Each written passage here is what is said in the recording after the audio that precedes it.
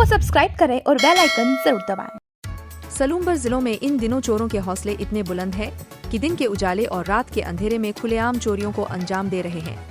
आपको बता दें, कुछ रुपए की लालच में बदमाश राह चलते वाहन धारकों के साथ लूट की वारदात को अंजाम दे रहे हैं। ऐसे ही एक मामले में सिमारी थाना क्षेत्र में एक सरकारी कर्मचारी के बदमाशों ने चाकू से हमला कर दिया, जिससे उसकी मौत हो गई। जानकारी के अनुसार जावर माइंस थाना क्षेत्र के उदयपुर सलूमबर हाईवे पर 2 पुलिस चौकियां होने के बावजूद रात्रि ग्रस्त न होने की वजह से बदमाशों के हौसले इतने बुलंद है कि शाम ढलते ही राहगीर और व्यापारी खौफजदा हो जाते हैं। मंगलवार रात्रि को भी अमरपुरा हाईवे पर जरियाना बाईपास के समीप चोरों ने शराब की दुकान पर धावा बोल दिया। 4 पहिया वाहन लेकर आए बदमाशों ने बेफिक्र होकर शराब की दुकान का सेटर तोड़ा और पूरी दुकान को ही खाली कर दिया। शराब दुकान मालिक मनीष चौधरी ने बताया कि दुकान में करीब 10 लाख से अधिक की शराब भरी हुई थी।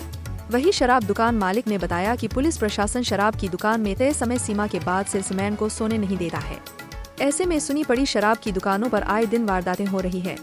वहीं जावर माइंस थाना क्षेत्र में पूर्व में 6 जनवरी को पलोद्दा चौकी पास अमरपुरा में एक ज्वेलर्स की दुकान से रात में चोरों ने चोरी को अंजाम दिया था, जिसका सीसीटीवी फुटेज भी सामने आया था।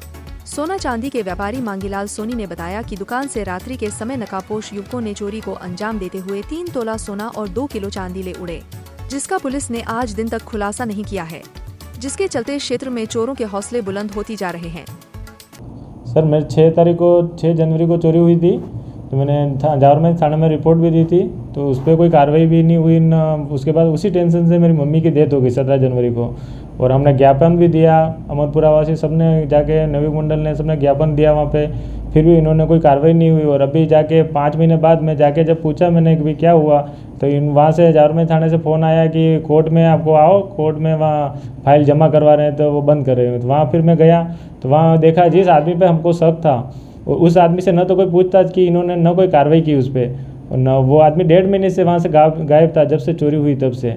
और उसके बाद वो आया, गांव में घूम रहा है, पर किसी ने कुछ बोला नहीं, पुलिस वाले ने भी, और ले जाके फाइल वहाँ जमा कर दी। फिर मैं गया सराड़ा कोर्ट में, तो वहाँ पे उन्होंने मुझे पूछा क्या हुआ यूँ, तो फिर मैंने बोला भाई जिस आदमी पे शक था उस पर कोई कार्रवाई नहीं की है, ऐसे करके सारी बातें वहाँ पे भी बताई मैंने। और मम्मी की उसी टेंशन से मेरी मम्मी की डेथ हुई। फिर भी मैंने वो वहाँ पे भी बोला, पुलिस वालों को भी बोला, पर ये कोई कार्रवाई कर ही नहीं रहे उस पर।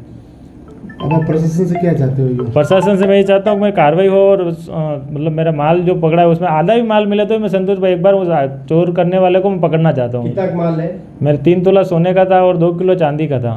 फुटेज भी आए थे? फुटेज सीसीटीवी में थे, वो सारे मैंने यहाँ पे दे दिए, मैं चौकी में सारे बता रखे मैं।